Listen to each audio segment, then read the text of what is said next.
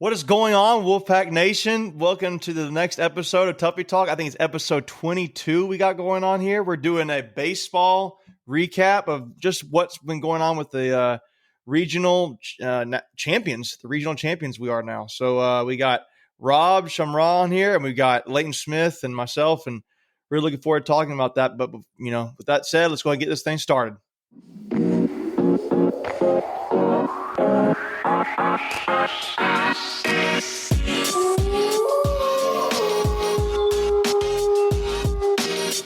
What is going on, Wolfpack Nation? Welcome again to the 22nd episode of Tuffy Talk. Thank you all so much again. Before we get started, please make sure, again, if you haven't already, please subscribe to us by hitting the button in the bottom right-hand corner.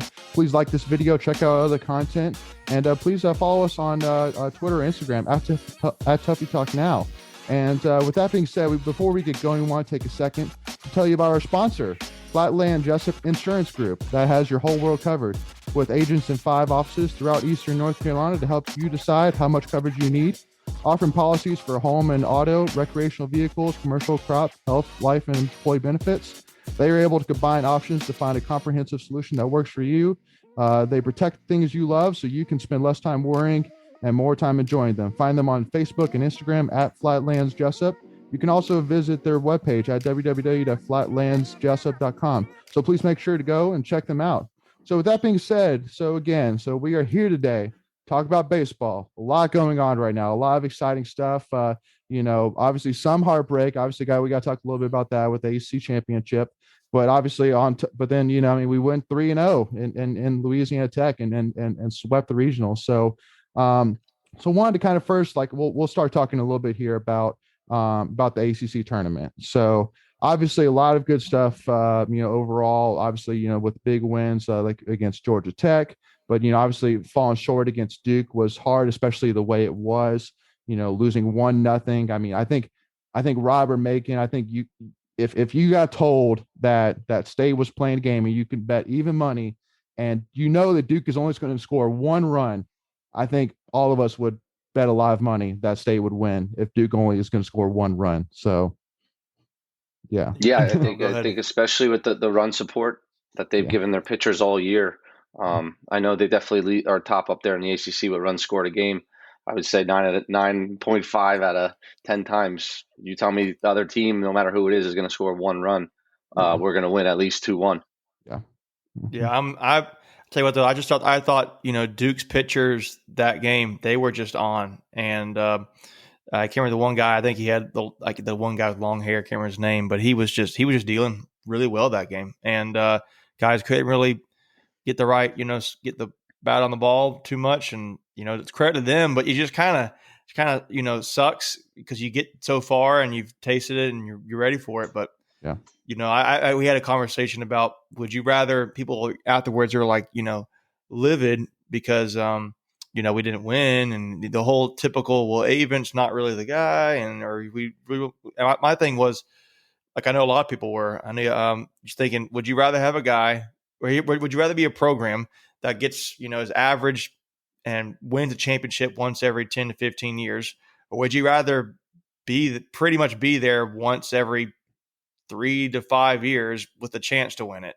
And that's what Avon's done. So I kind of dismiss all the other talk about, we need somebody else. The guy has over 900 wins, and we just won a regional championship. It just wasn't our day. So, well, and for me, again, yeah, I mean, I was definitely one. I know we kind of talked a little bit earlier in a couple of, I think our 5th or 6th episode about baseball. And I was saying that, I wasn't 100% sold on Avon just because of the fact that at the time he was 0-5 in ACC Conference Championship games, and now, unfortunately, 0-6 in Conference Championship games.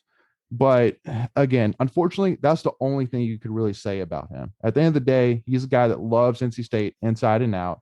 He's somebody that's, gotten us to multiple regionals, super regionals, has gotten us to number 1 in the country even a handful of times, has taken us to Omaha once. Does well against Carolina, which I know all State fans want really badly. So again, it's just at the end of the day, he's arguably one of the best coaches in NCAA, college baseball. And, so that's why at the end of the day, because you always ask the question when you're trying to think about if you want another coach, you ask the question yourself, who can we get better? And there's a handful of guys that you could take a chance on. It could work out, but things are going so well besides the ACC championship thing. And again, it's at the end of the day, like I think it was Austin Murr, I think who had the error where he didn't tag up correctly, and that caused an out during a key situation that could have tied up that game. That's not even. That's just, unfortunately, just he made it. He made a mistake, and it hurt. So it's just kind of one of those things that even if you were to say maybe it is his fault, how could you possibly say that loss was necessarily Avon's fault? Right. So. I saw one tweet. I think it was Adam Gold, or somebody from the local, Raleigh radio station. He was saying that, it wasn't Avon who went and told Murr to get off the bag too early. It wasn't Avon who went out there and coached him to do that. It just happened. Yeah. It was just a mental error. Mm-hmm. Yeah. Listen, it's a mental game, and I'm sure you guys seen his little video post speak after winning the regional. I coach at the high school level now. It's the little things at the end of the season. If you make one more mistake than the other team, unfortunately, you'll probably be the losing team. Yeah. And that was that one little mental error. It just so happened to happen right there, because right there, it's a 1-1 game, extra innings. I'm confident going into the next couple innings there if it's a 1-1 game, especially getting deeper into their bullpen. Yeah. Yeah. No. And again, it's the biggest frustration, honestly, for me, is I know Macon was kind of talking about the Duke pitcher. So Cooper Stenson was his name. And he actually had a 5.28 ERA, which isn't even in the top 20 of starting pitchers. So again, it's frustrating because the opportunity was there, and because I see this team a lot like the 2013 team with Trey Turner, Carlos Rodon, that went to the College World Series, where that team was stacked. And you look at because we lost to Carolina in the semifinals, and that was like the 18-inning game, and you go, God, like the opportunity. Like you look at the ACC this year, and you go, man, we really should have won. Like I think truly we are the best team in the ACC, and we should have won that thing. So but again, that's a frustration all state fans unfortunately know all too well. But again, fortunately enough, again, you have a guy who loves his players, loves the school, and would do anything for the school or the kids, anything that it took. So for the time being, we're just gonna see what he does in the supers and enjoy the ride. And whenever his time comes and he hangs up his hat, then we'll really go out there. And again, hopefully by then we'll see an upgrade in facilities. That'd be nice as well. So tag on that. So anyway. I will say I will add this though. I think one thing that's being overlooked about that one game, and kind of right now, maybe you can use this as a segue maybe to the next thing, but I think the pitching is being a little bit overlooked a little bit right now, and I think some of the fielding too. Particularly, I know, I feel like that we've known a little bit that Villeman is a really good, relieving pitcher, but he's been really critical against, he pitched pretty well against Duke. And again, it was only one run. We only lost by one run. So it was just a poor offensive day, and more so an even better pitching day to Duke. Yep. But, going into this regional, going into the super regionals, you can see these, the fielding is really, really good. Just very underrated. The pitching is very underrated. I know Willardson, maybe people might think he was kind of okay, so against, Louisiana Tech and during that little series. But, that last game, I think he mainly only got the hits on him were only off one guy. So him and Villeman, obviously we know Reed Johnston. I think Evan Justice did a great job. But my point is those guys, I think with that, particularly we're talking about that Duke matchup, the pitching, State's pitching that game, and then in the regionals, and then the fielding, it's just, I think, a little bit overlooked at how good that's been. Yeah. Yeah. No. And again, keep in mind, Chris Villeman and Matt Willardson, both true freshmen. Yeah. Those guys are the real deal. And actually too, and I do need to double confirm this, but if I'm not mistaken, per ACC's website, they are the only two pitchers that have shutouts in the ACC. So they're the only two pitchers that have that. So regardless of class. Yeah, right. So for their appearance, but again, I'll have to go back and double check that. So so yeah, so now we'll go into the regional. I mean, the biggest thing which I would say, and I think you kind of mentioned it, making about the pitching, because I mean, I think the commentators probably said once every 5 minutes about how electric of an offense Louisiana Tech has. And for us to win that game, pitching would have to step up, period. And the biggest thing that I think was huge for us was honestly the first game when we played Bama, and how far, I think Reed Johnston went I think it was like 7 or 8 innings. He went far, and then Evan Justice came in and finished out the game. And I think that was a huge, I mean, it got us started in the right direction, because again, I mean, we didn't have to go through, a bull, our bullpen in order to win that game. We could just rely on Reed, throw Evan in there, let him finish it up, and then move on, and then keep everybody ready for Louisiana Tech. And because I mean, we all know it, so the statistics say that if you win the first two games, so you win the winners bracket, then 82% of teams who do that win the regional. So I mean, it can't stress enough how important that second game was, and beating Louisiana Tech was in the first game that we played them. So Rob, I mean, I definitely am curious from you, since it was such a huge pitching weekend. I would say huge successful pitching weekend. I'm definitely interested in your thoughts on it. Yeah, absolutely. I definitely I watched all three games. After that first game, I believe it was 8-1 over Bama, I want to say. Mm-hmm. Pitching looked great. But then I think I saw the score of that Louisiana Tech game. I want to say they put up 23 runs. And that's when I was a little nervous going into that first game against Louisiana Tech. But the pitching held them, I think, to 3 runs. Yep. And then that first win against Louisiana Tech was huge, going into Sunday. And then just the bats showed up. I know they jumped on us 4-0. We were down in a hole, and it looked shaky there. Then all of a sudden we fought back. I'm thinking that the third or fourth inning, and then just exploded. That grand slam obviously opened up the game. But I think that was the offense was huge. So they scored 8, 8, and 14 runs. That's tremendous in a 3-game series. Yeah. What? Hey, go ahead, Megan. Leighton, I'm going to add this. I checked your stat while we were looking. Yeah. There's one other pitcher who's had a shutout, and it's Notre Dame's Bertrand. Okay. Yeah. Bertrand. Okay. Yeah, John Bertrand for Notre Dame. So, but it's basically Villeman, Willardson from State, and then Bertrand, and that's it. Yeah. But again, that's impressive. Freshman doing that. So, because one of the things that I did want to kind of talk about, or kind of off to the side a little bit, kind of talk to you about, Rob, as well. So one of the things when I was kind of looking at the stats for the team that I wanted kind of your input on, so when I was looking, so I mean, we basically have a set starting 9. I mean, that bat every single game, and have for the entire season, with Butler, McDonough, Murr, Tatum, Torres, Brown, Jarrett, Trash, Menzie, and that's it. And then after that, there's maybe a handful of guys that maybe gotten a couple of appearances at the bat.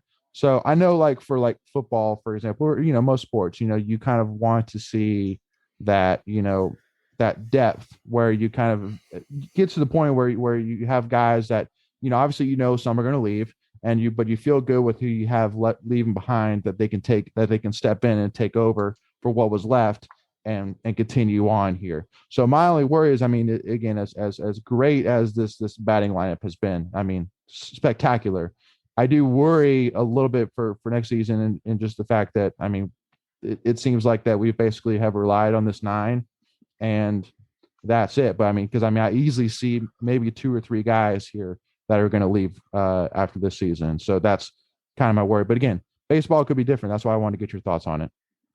Yeah, I think obviously you do. It's rare to see 8, 9 guys in a lineup, and every single one of them play the 45, 46, 50 games. Usually you have 6 or 7 bench guys that get a handful of at-bats in games, and here you don't. But no, that's what recruiting's for. That's what Coach Hart's for. That's what Coach Chrysler's for, and Coach Avent. I'm sure they have some JUCO transfers lined up. I'm sure they have a great freshman class coming in, like always.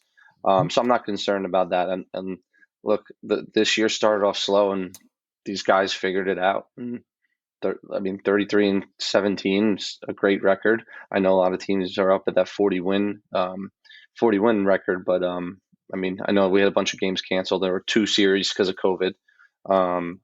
But no, I definitely think the holes could be filled next year, and you never know with the draft and the COVID eligibility years. Yeah. But no, I have confidence in the coaching staff and their recruiting abilities. Mm-hmm. Oh, yeah, I was gonna comment on this too, kind of to highlight a little bit of that in perspective. So we think of Terrell Tatum right now. He's been hitting pretty well. The last few seasons, I feel like he's on base the majority of the time. Yeah, and this is like been a breakout year for him on offense. Oh, easily. So, easily. You could have a guy. You could have a guy or two at that next homers, season. Yeah, right. He's 11 homers. Mm-hmm. Yeah. Well, again, I mean, this was a guy that going into the season, I pretty much knew as Mr. Strikeout. Like that. That's all I feel like he was known for, was just striking out. And he still leads the team this year in strikeouts. But I mean, he's hitting .313. I mean, he's hitting like crazy. I don't know if it's a new hairdo with the dreads or whatever or something. I don't know what it is, but yeah, I mean, to go from, again, Mr. Strikeout to first team All ACC, I mean, dude, yeah, where did that guy come from? And that's my whole point. Like, you don't mean, like, you got to trust Avon and the rest of the staff. They know their guys, and they know they're gonna want them to succeed and put them in situations to succeed, not to fail, and if nothing else, to grow. And clearly with Tatum, like you said, he just exploded. So you could have a guy like that right now in the roster that just hasn't either gotten his chance yet, or you just never know what next year holds. So, but so I actually did, before this interview, take a look at what the most recent top 100 players is for the MLB, and kind of where state players fall in. So we actually do, and you actually do mention recruiting. So we do actually have a top end recruit in Khalil Watson, who is a shortstop and is committed to us. And he's put as right now as a number 8 player in the draft for this upcoming draft. So super highly, but where's he from? Did he say where he's from? Feel like chances are slim, but again, I mean, it could shock the world, but I mean, I don't know, man. Number 8, that's a lot of money right there. So I'm interested. Yeah, I see you shaking your head there, Rob. So I'm curious. I mean, that's pretty impressive. And he's at a high school, right? Yeah. Mm-hmm.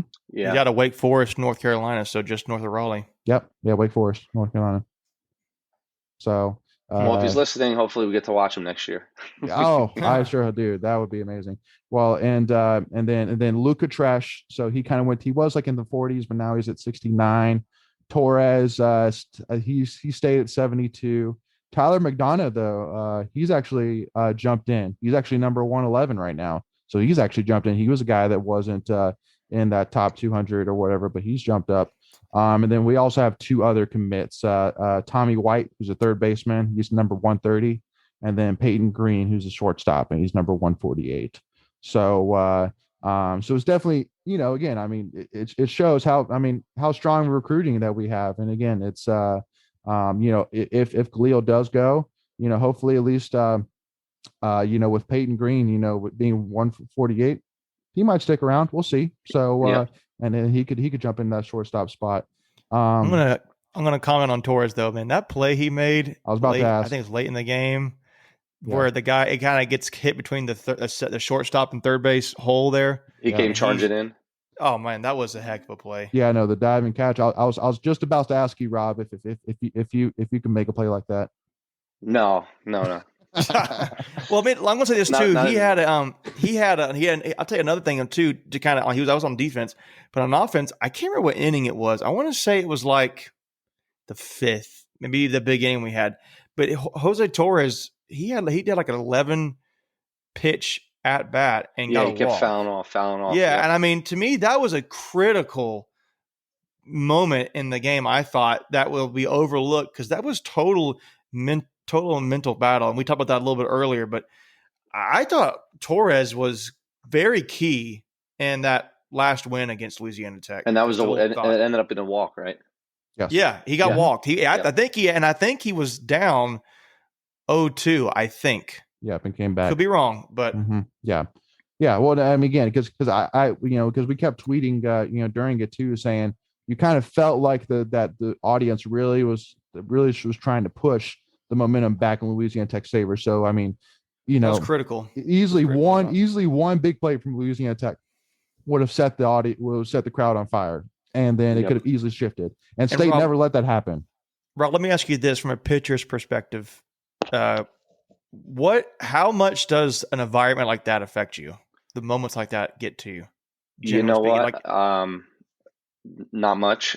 Okay, you don't really. I don't know. You don't really hear it. As long as you've been in it before, but I know these guys are freshmen, so maybe a little bit as freshmen.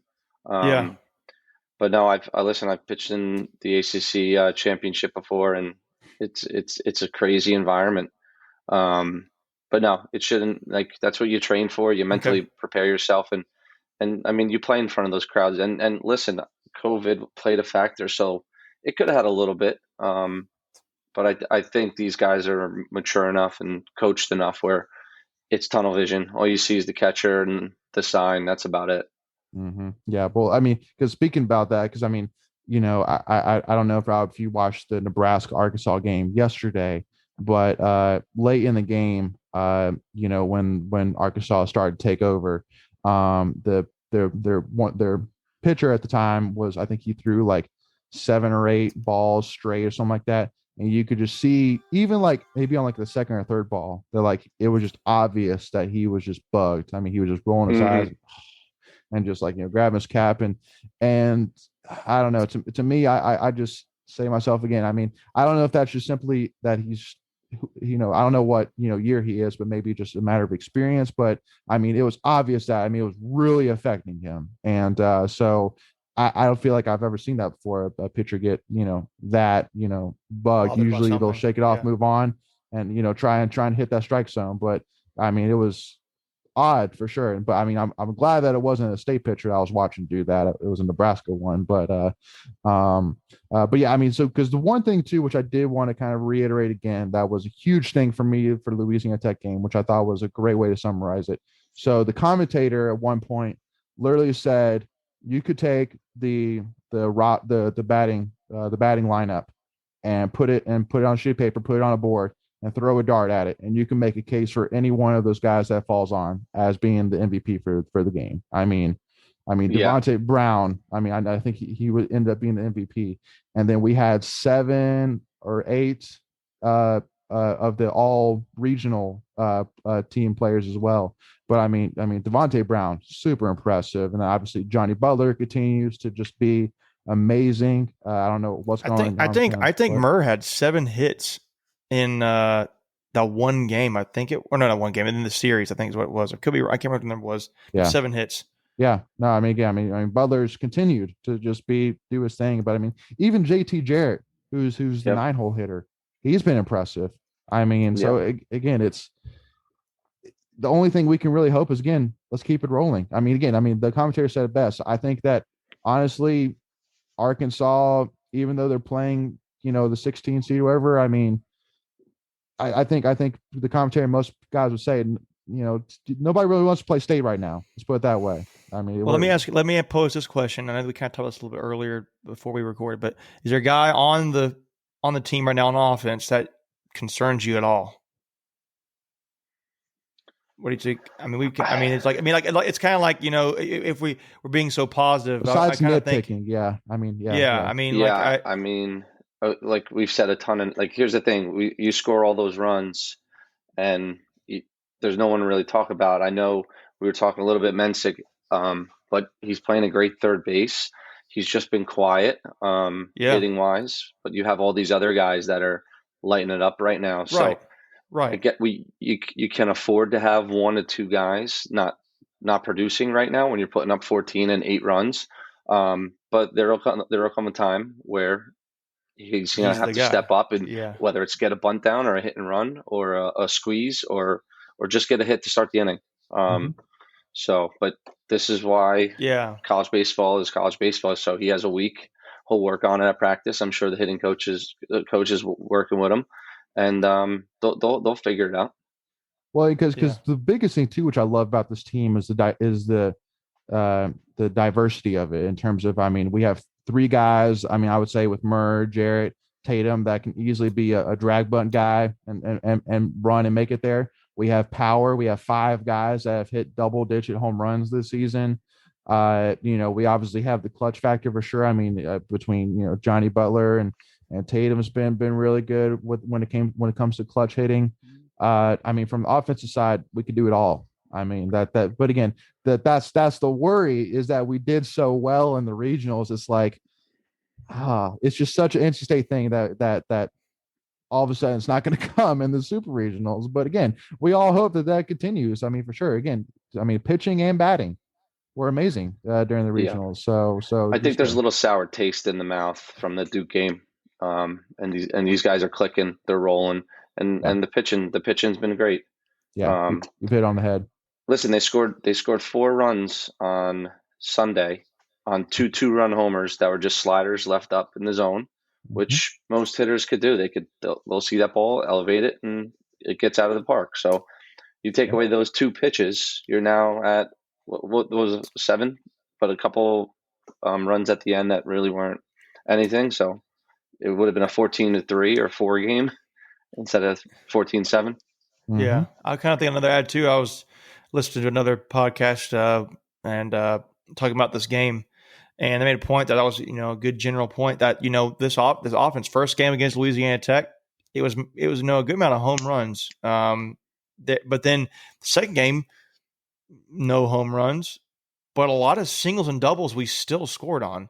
So it's not like we just are a team or offense that's relying heavily on just cranking them out of the park, or we just are always getting singles and doubles, but we can't get that home run but it's pretty, they just find a way to generate the offense, no matter what kind of hitting is going on. So they're just, I don't know I don't see a glaring weakness with this team. And I know obviously as we are State fans, I just don't really see it. I mean, maybe you have youth in the bullpen pitching. We talked about Willardson and Villeman.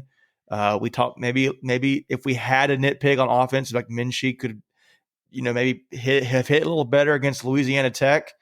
But I mean, if you're another team you're playing against State, you're gonna look at the dang, I don't want to have to play them right now. I don't really scared of many teams. I mean, Arkansas is going to be tough, but with the way we're playing, I legit would not. I think we could win the game. I mean, it's not like it'd be like, oh man, it's a big stretch. Oh, easily. I don't think it's a big stretch. Yeah. Well, especially since it doesn't come down to just one game. It's a best out of 3 series. So I mean, it's literally basically. I mean, you have to prove you're the better team, not just that simply you had the luck in your favor for the day, something like that. So, right. But I mean, yeah, because we were actually talking beforehand. I mean, Arkansas is a team that you cannot fall behind on. Like, you have to be sticking ahead, especially with us, since we don't have a very deep bullpen.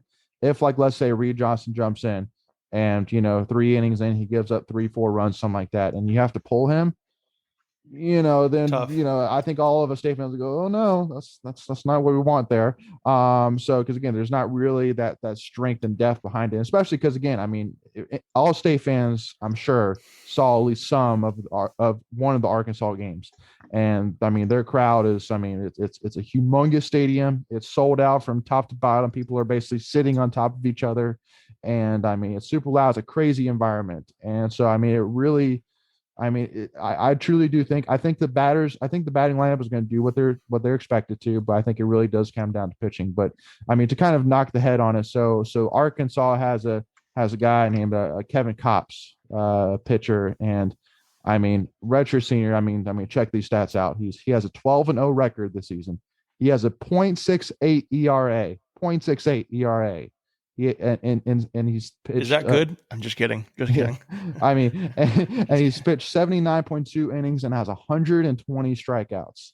I mean, that dude is ridiculous. So I mean, the last thing maybe he has off night though. Yeah, I mean, the last thing you want is to be down a run or two heading into 8th or 9th inning, and they bring in Kopps. I mean, that's the last situation you want to be in. But I'm sure, Rob, even with you being a foreign pitcher as well, I'm sure you even look at Kopps and go, that dude's a real deal. Yeah, no, I mean, 120 strikeouts is the real deal, but to do it in less than 80 innings is pretty ridiculous. Yeah. I mean, so over 1 strikeout per inning. That's crazy. Yep. So, but again, I think you kind of saw it though with the Nebraska Arkansas game, where you kind of saw maybe that weakness a little bit from Arkansas, but you kind of hope that with that you don't also get a fired up Arkansas team. It's like, okay, obviously we struggled there, so we're going to come firing here. So, but yeah, I mean, it's at the end of the day, really, for me, again, it's just going to come down to pitching. At the end of the day, if the pitching can just stick through it, if they, do what we expect them to do with Evan Justice, if we have to bring him in, he needs to step up and do what we expect him to do. And I think at the end of the day, if you can hold Arkansas to 3-4 runs even per game, I mean, you got to feel good as a state fan of the odds that we're going to score enough to win that game, win that series. But I mean, there's so many X factors that are going into it. But the one thing which I will say, it's going to be a great super regional. It's going to be super entertaining. I think it's going to be one of the top regionals. I know there's a couple close ranked teams playing, but just looking at both lineups, we have 5 guys in double-digit home runs. Mm-hmm. Yeah. I think they have 6. I'm going to venture to say one of these games is going to be a slugfest. It's just I hope it's not game 1. I hope Reed comes out, and like you said, I don't think we can fall behind. We have to throw the first punch. We need to get out there, get the lead, 1-0, 2-0, whatever it is, and keep putting them in a hole. I think if we fall behind, it is going to be tough. There is an advantage on the road. You play there every day. You're not traveling, and obviously the fans and the noise. But if we could just get out to an early lead, if you could win game 1, and then I feel that there's going to be a slugfest, and you got to win that slugfest, whether it's game 2 or game 3. And I mean, we have the bats to do it. They have the bats to do it too. It's just who's going to make the less mistakes and who's going to execute better than the other team one or more times. That's what it's going to come down. It's not going to get really any easier. I mean, maybe it will, because you're going to play against, right now you're playing against number 1 team in the country, but not really. I mean, every day it's going to be who makes the least amount of mistakes and who can capitalize on every opportunity. Yeah. Yep. Yeah. But I mean, again, it's I kind of have to obviously bring up the interesting part as well, that I thought was fun was so when kind of going back a little bit to the regional game, I want to kind of bring this up because I forgot to earlier. So I kind of think back to when State played Coastal Carolina in the regionals, and it was the game 7, and I think it was the top of the ninth inning. And Coastal Carolina, it was pouring down raining, and Coastal Carolina, 3 straight batters. I mean, we threw, I think, like 4 balls in a row for each of them, basically loaded the bases with no outs, up by 2, and we were up by 2 runs, and then they stopped the game. And of course, I still remember to this day, Kisner, who was the catcher at the time, that when they called the game, he turned around and just lit up the umpire. Like, I mean, basically just saying, you pick now with the bases loaded with no outs to call the game? Like, are you serious? And then with Louisiana Tech Regional kind of bringing it back, you saw kind of a smaller side of that, but it's the opposite, where it got called in our favor, where they waited until I think it was Tatum or Torres. That Louisiana Tech coach was not happy, man. Yeah, and he had a 2-run RBI, and then they stopped the game. And Louisiana Tech coach came out and just lit up the umpire. Like, really, you're going to wait until after the 2 RBIs come in to stop the game? But it's just, I still remember to this day watching that going, okay, now, if you just even listen for 1 second what we've been through with this similar situation. No one feels bad for you. Not even close. It's not even At least close. not us. I mean, they waited until the bases were loaded with no outs to call the game. I mean, come on, it's not even fair. So, yeah, I mean, I think the biggest thing, for sure is that I kind of look at for the rest of the season, especially because with the World Series, the one thing is I mean, so again, it's 8 teams, double elimination. So I mean, it's a long tournament. So the one thing which I do want to say is, I mean, what a perfect position. Because I mean, I do feel like, I mean, the ideal thought that this super regional is going to go just like the last regional, where basically Reed does his thing, Sam Highfield does his thing, Chris does his thing, and then we win 3 games and it's over. Great. I don't think that's going to happen. I think Arkansas is good enough that you're going to have to rely on some of these guys that you haven't really seen a whole lot. Like like a Cody Ingle, like a Dalton Feeney, something like that to come in and take over a little bit. Because I mean, again, for the College World Series, you're not going to be able be able to rely on Matt, Evan, Chris, Sam, and Reed to get it done. I mean, there's so many games that these guys are going to have to jump in. So kind of like what you're saying, at the end of the day, I mean, if we're gonna if we can't do it against Arkansas, then we couldn't have done it in the College World Series anyway, where we can have somebody coming in that we can rely on to take over. I mean, it's such a long tournament. So it's way more than 3 games. So that's kind of my thought on it. I want to kind of get you guys' thoughts on that as well. Yeah, someone's going to have to step up for sure. But listen, you can't look past this weekend. But I think every single team is in the same boat because you look for your 3 starters, your Friday, Saturday, Sunday, and you rely on those guys throughout the year. And you usually figure out midweek. You throw a couple guys who you think are starters, or you do relief days, and where like you throw a couple guys. But I think a lot of the teams that are going to be in the College World Series, they're going to be in the same ballpark.